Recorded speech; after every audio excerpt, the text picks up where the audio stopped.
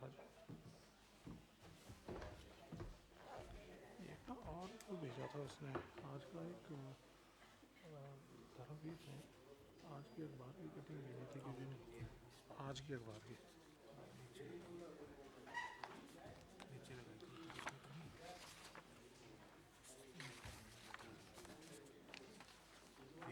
Nursing assistant का है।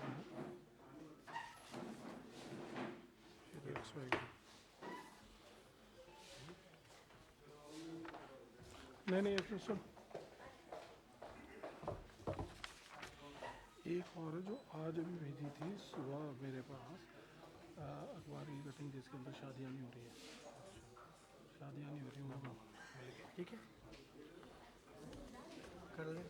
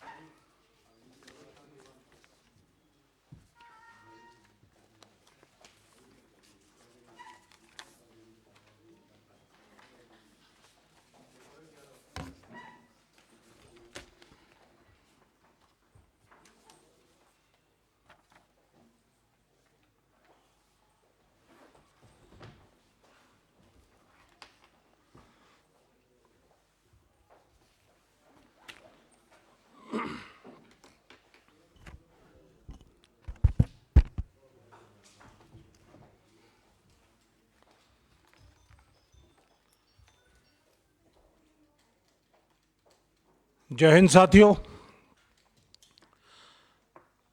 सबसे पहले आपको और आपके परिवार को नए साल की बहुत बहुत मुबारकबाद। 2024 शुरू हुआ है, तो इस शुरुआत में सबसे पहले मैं हमारे देश के जो सैनिक हैं, बॉर्डर पे तैनात हैं, उन लोगों को नमन करता हूं, सलाम करता हूं। और साथ ही पिछले 2023 में 137 अलग अलग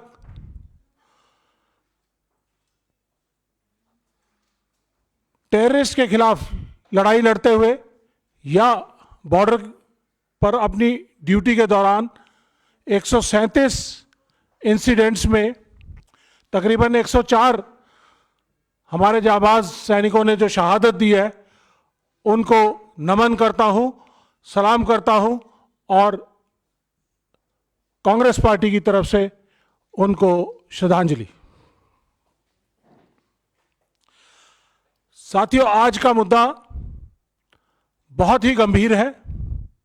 युवाओं से, देश की सेनाओं से, देश की सुरक्षा से जुड़ा हुआ है।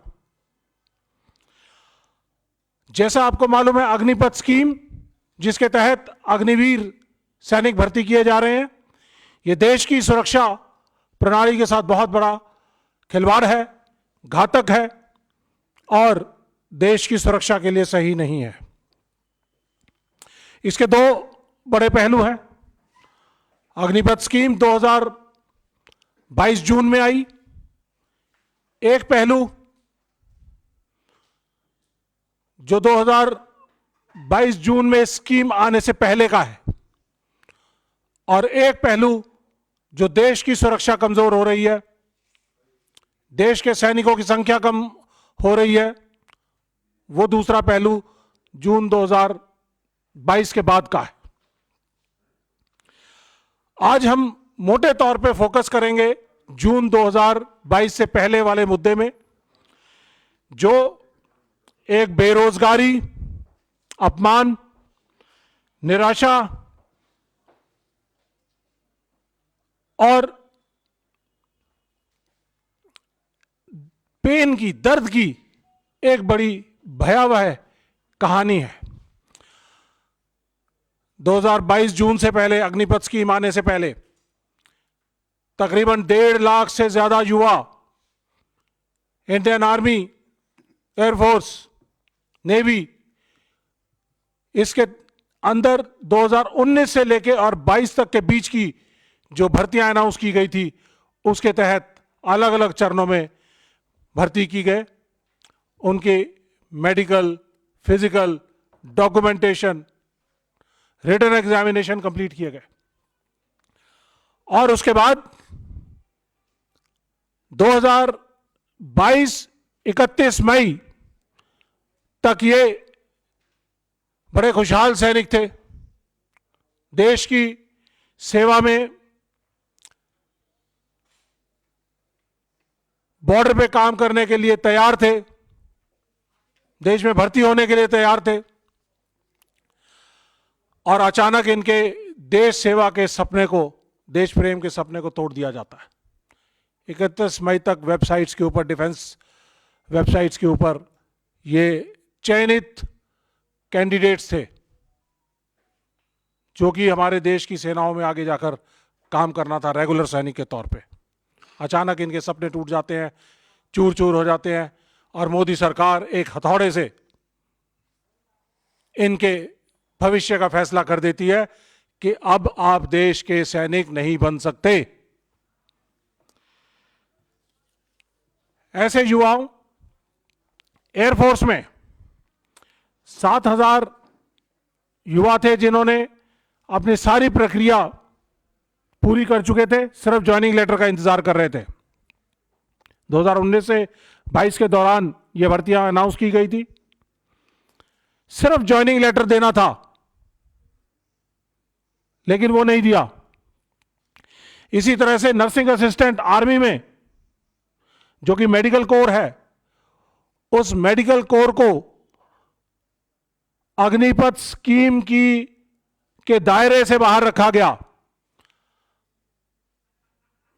आर्मी ने जो प्रेस कॉन्फ्रेंस, डिफेंस ने जो प्रेस कॉन्फ्रेंस की थी, उसके अंदर कहा गया कि आइंदा जितने भी सैनिक भर्ती होंगे वो अग्निवीर होंगे, लेकिन आर्मी मेडिकल कोर के अंदर, आर्म्ड फोर्सेस की जो मेडिकल कोर है उसके अंदर रेगुलर भर्ती ही होगी। ऐसे 2,500 नर्सिंग असिस्टेंट जो कि तैयार थे, भर्ती होने के बाद ज्वाइनिंग लेटर्स की इंतजार कर रहे थे, उनको भी कैंसिल कर दिया गया।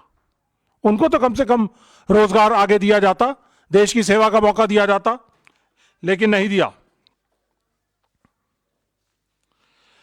जैसा कि आपको मालूम है कि जब ये अग्निपथ स्कीम लाई गई, जैसा कि आप सबने देखा होगा कि उस समय के सेना अध्यक्ष जनरल M.N. नरवाने, उन्होंने अपनी किताब के अंदर कुछ दिन पहले एक खुलासा किया कि अग्निपथ स्कीम देश की सेनाओं को चौंका देने वाली स्कीम थी। ये उनकी मांगी हुई स्कीम नहीं थी, उनकी रिक्वायरमेंट नहीं थी। वो नहीं चाहते थे कि कोई भी अग्निपथ स्कीम के तहत अग्निवीर भर्ती हो, वो रेगुलर सेना चाहते थे, क्योंकि दो वेस्टर्न और ईस्टर्न बॉर्डर के ऊपर हमारी सेनाएं लड़ रही हैं और इंटरनल सिक्योरिटी का आधा हिस्सा, तो 2.5 फ्रंट बैटल बोलते हैं इसको, वो लड़ रही हैं। तो हमें कॉन्ट्रैक्ट वाली फौज नहीं चाहिए थी, हमें रेगुलर सैनिक चाहिए थे। उन्होंने यहां तक भी अपने वक्तव्य में कहा कि ये जो चौंका देने वाली स्कीम आई, उसके तहत सिर्फ 20,000 रुपए में अग्निवीर को भर्ती करने का प्रपोजल था, जिसे उन्होंने बहुत ही मशक्कत से लड़ झगड़ कर मोदी सरकार से 30,000 कराया। आपको मालूम होना चाहिए कि रेगुलर सैनिक जो है वो जब सेना में भर्ती होता है तो 45,000 से ज्यादा उसको तनख्वाह मिलती है और बहुत सारे बेनिफिट मिलते हैं। अग्निवीर को उससे महरूम रखा गया। लेकिन यहां पे मुद्दा, सबसे बड़ा मुद्दा यह है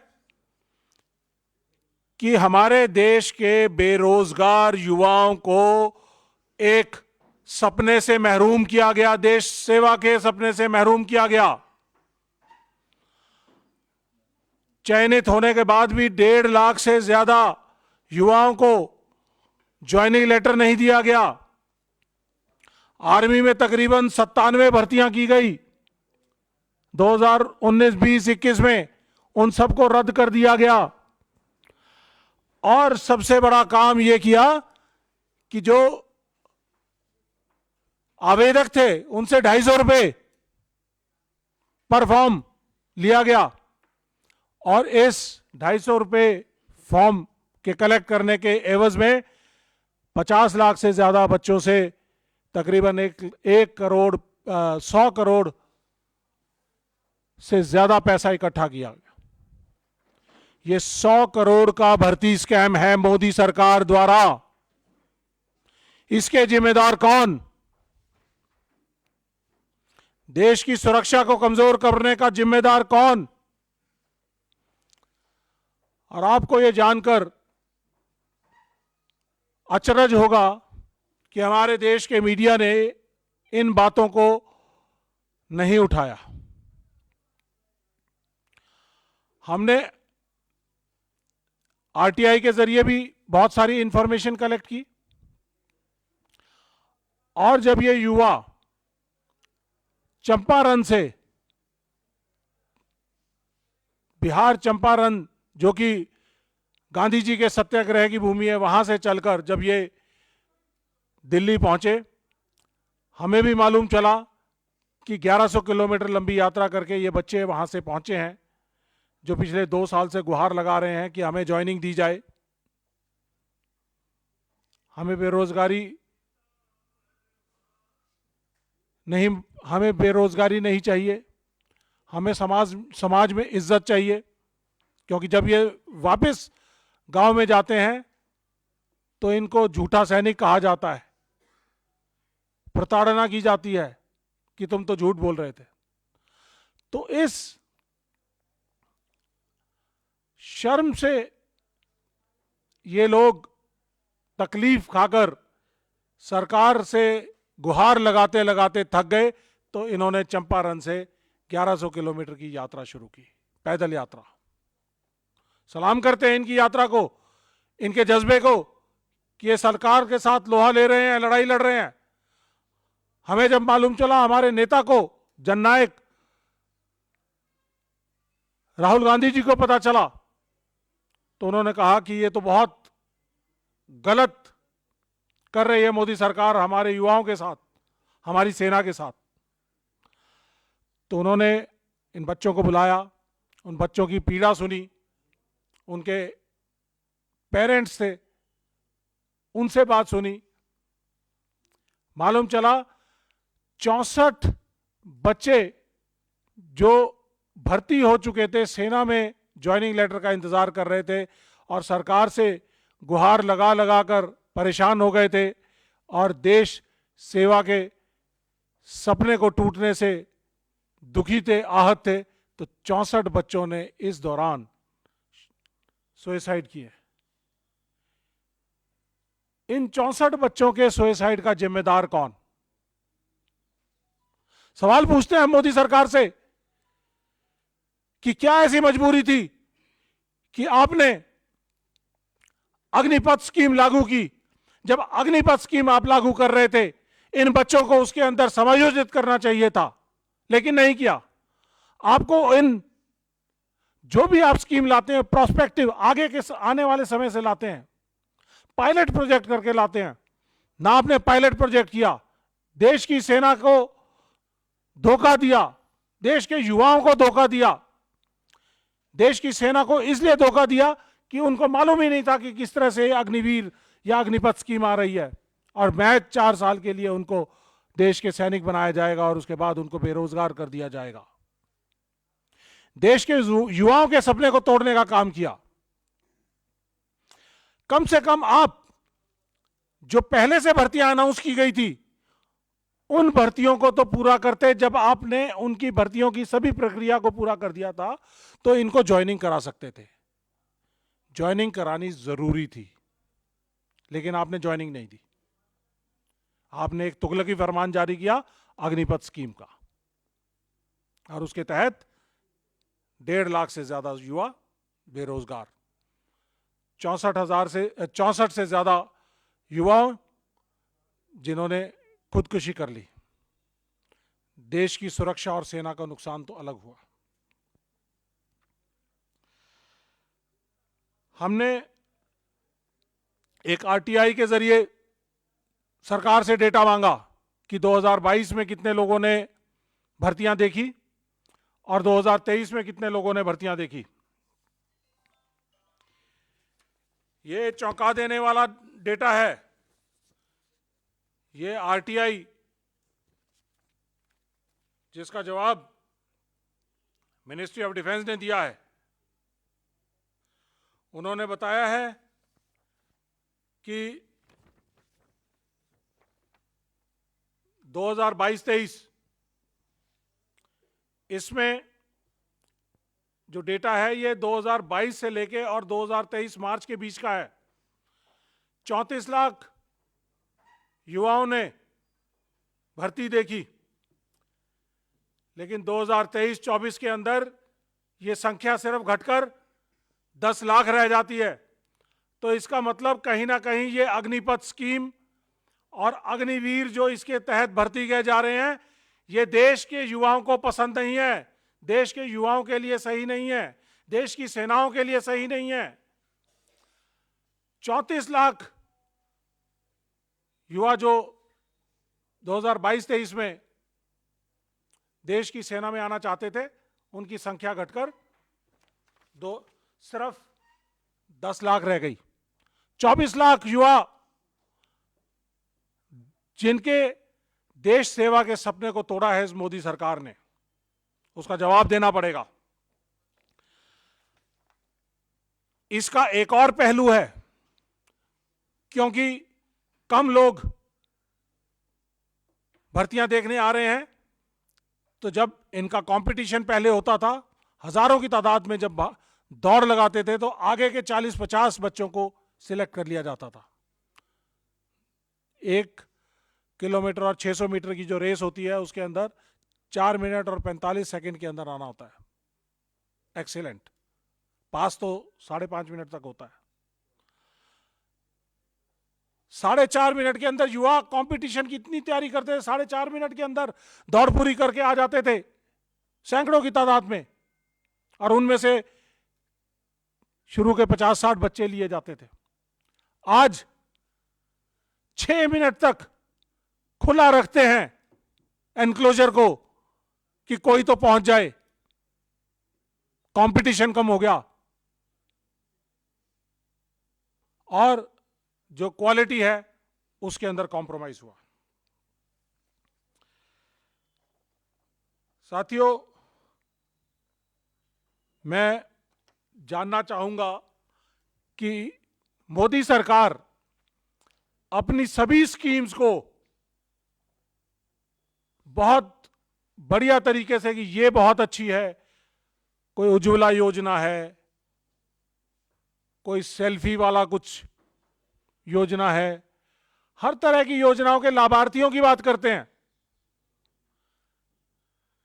अग्निवीर के लाभार्थियों की बात क्यों नहीं करते? अग्निवीर स्कीम अगर इतनी बढ़िया देश के लिए है, तो इसके लाभार्थियों को देश के सामने क्यों नहीं लाते? जो अग्निवीर स्कीम आने की वजह से बेरोजगार रह गए, उन युवाओं से क्यों नहीं बात करते? उनको क्यों नहीं सामने लाते? या जो अग्निवीर भर्ती हो चुके हैं, उनको क्यों नहीं देश के सामने लाते? क्यों? क्योंकि उनको डर है कि अग्निवीर वो अगर सबके सामने आए तो इसकी बहुत सारी खामियां बताएंगे। वो ये भी बताएंगे कि देश की सेना के अंदर भेदभाव हो गया है। एक ही यूनिट में 2 अग्निवीर और रेगुलर सैनिक साथ साथ उठते बैठते हैं, काम करते हैं। अग्निवीर को उससे आधी तनख्वाह मिलती है, 21,000 रुपये तनख्वाह मिलती है। दिल्ली का जो मिनिमम वेज है वो 22,000 रुपये का है। इंडस्ट्रियल एक्ट के जरिए उनकी मिनिमम वेज डिफाइन होता है। और हमारे सैनिक जिसकी फंडामेंटल राइट्स को कर्ब कर दिया जाता है, आजादी बोलने की नहीं है, एक्सप्रेशन की नहीं है, बहुत सारे फंडामेंटल राइट्स कर्ब किए जाते हैं, उसको दिल्ली के मिनिमम वेज से कम दिया जाता है। कॉन्ट्रैक्ट का सैनिक देश को नहीं चाहिए। तो साथियों, मैं आपके जरिए मोदी सरकार से सवाल पूछना चाहूंगा। मैं कुछ एक दो चीजें और बताना चाहूंगा। ये बच्चे राजनाथ सिंह जी से मिले, ये फोटो है। राजनाथ सिंह जी ने इनको आश्वासन दिया कि आपकी ज्वाइनिंग जरूर होगी। यूपी चुनाव के दौरान मिले थे, आश्वासन दिया। ये चिट्ठी राजनाथ सिंह जी की है, आश्वासन की।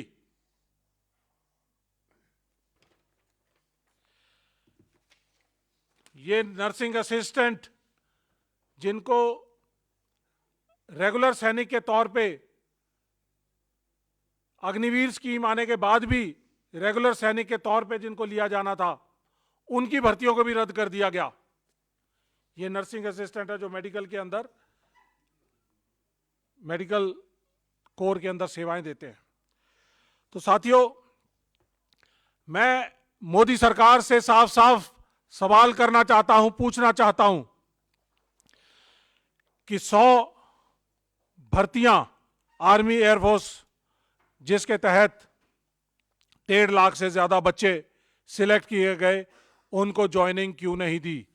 उनको तुरंत प्रभाव से ज्वाइनिंग दी जाए।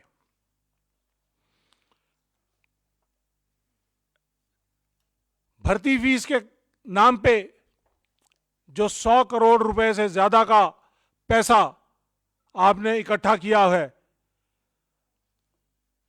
उसका देश को हिसाब दिया जाए कि ना तो भर्ती हुई, ना फॉर्म फी वापस हुई। बेरोजगारी, निराशा, अपमान साथ में मिला। मैं पूछना चाहूंगा कि 64 युवाओं के सुसाइड का जिम्मेदार कौन? और इनके जो परिवार टूटने का, परिवार को जो अपने पास पड़ोस से जो आत्मग्लानि और शर्म मिल रही है, उसका जिम्मेदार कौन?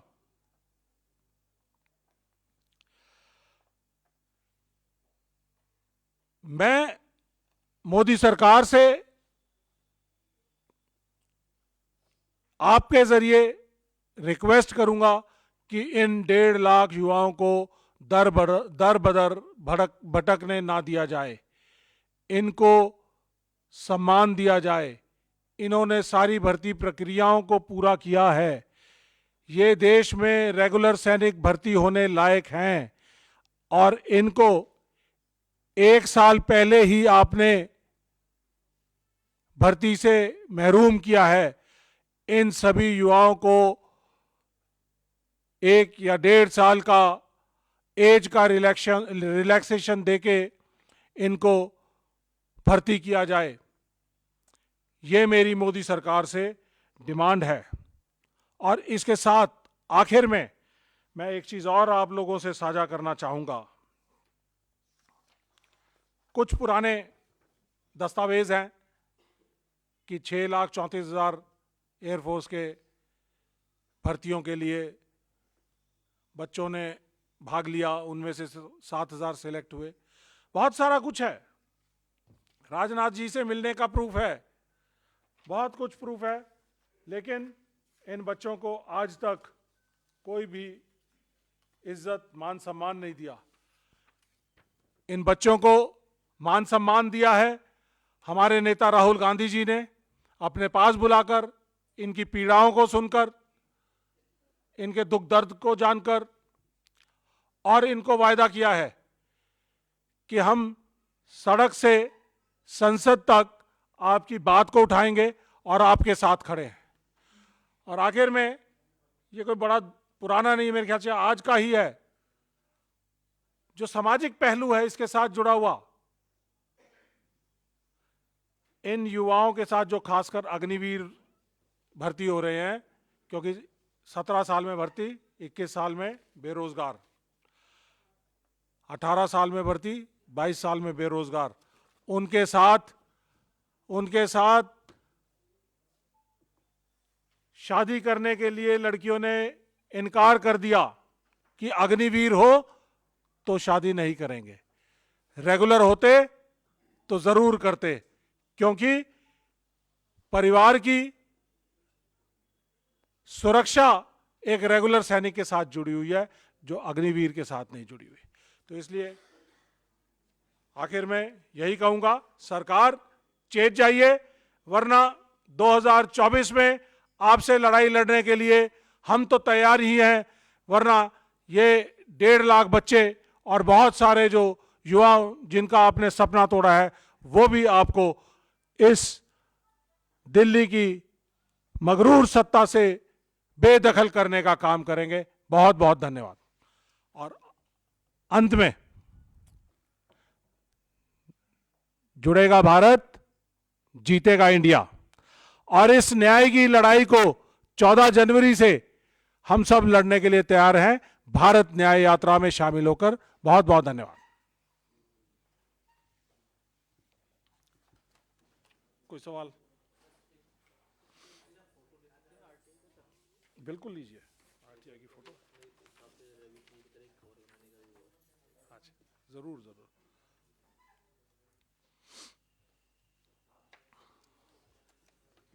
कोई क्वेश्चन? आप लोगों को ये भी जानना जरूरी है कि ये अलग अलग भर्तियों के अंदर जो सिलेक्टेड कैंडिडेट्स हैं उनकी लिस्ट है, जो 31 मई 2022 तक वेबसाइट्स के ऊपर थी अग्निपथ स्कीम आने के बाद, और अपडेटेड है, और 2022 में ये स्कीम आने के बाद इनको वेबसाइट से हटा दिया गया। कोई सवाल? सवाल ना होने का मतलब है कि आप एग्री करते हो इस सारी बात से।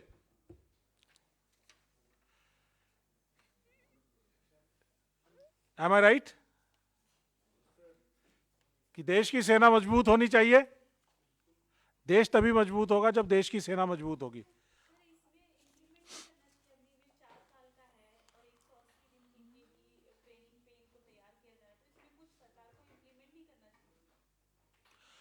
देखिए, इंप्लीमेंट सिर्फ एक ही चीज हो सकती है कि सभी को रेगुलर सैनिक बनाया जाए। देश की सुरक्षा तभी हो पाएगी। 4 साल का सैनिक, 6 महीने की ट्रेनिंग, 1/3 ट्रेंड सोल्जर और 4 साल में वापस आने वाला सोल्जर, वो देश की सुरक्षा नहीं कर सकता। और आपको ये जानकर हैरानी होगी कि देश में 6 महीने पहले पहला बैच अग्निवीर का आया। 6 अग्निवीर अभी तक जिनका देहांत हो चुका है, जिनमें से 2 शहीद हैं। शहीद मतलब 2 बॉर्डर पर लड़ते हुए शहादत पाई, और 4 ऐसे हैं जिन्होंने सुसाइड किया है। इतना ज्यादा सुसाइड का रेट फौज में कभी नहीं था, क्योंकि उनको मेंटली और फिजिकली ट्रेनिंग देके मजबूत बनाया जाता है। ऑल वेदर सोल्जर बनाने के लिए 6 से 7 साल लगते हैं हमें एक सोल्जर को तैयार करने के लिए। और आजकल टेक्नोलॉजी का ज़माना है, हमें आज से 5 या 6 साल बाद हमारी सेना की जो संख्या है वो 1/3 रह जाएगी। सेना में तकरीबन 1/4, बची हुई सेना में 1/4 से ज़्यादा अग्निवीर होंगे, और हमारे मिसाइल का बटन दबाने के लिए भी सही तरीके से हमारे पास ट्रेंड सोल्जर नहीं होगा। इक्विपमेंट को मेंटेन करने के लिए हमारे पास सही सोल्जर नहीं होगा। रेडार्स को, हेलीकॉप्टर्स को रेडार्स को मेंटेन करने के लिए हमारे पास सोल्जर नहीं होगा। आपको ये जानकर हैरानी होगी कि जब एक जहाज या हेलीकॉप्टर को या एक टैंक को चलाया जाता है, उसको चलने से पहले उसकी इंस्पेक्शंस होती हैं। इसी तरह से मिसाइल्स को जब चलाया जाता है उससे पहले उनकी इंस्पेक्शंस होती हैं। और कम से कम 15 से 20 लोग अलग अलग इक्विपमेंट को पहले सर्टिफाई करते हैं, तभी वो चल सकता है, नहीं तो वो चल नहीं सकता। तो कौन सर्टिफाई करने के लिए ट्रेंड सोल्जर होगा, ये आपको सोचना है। Thank you.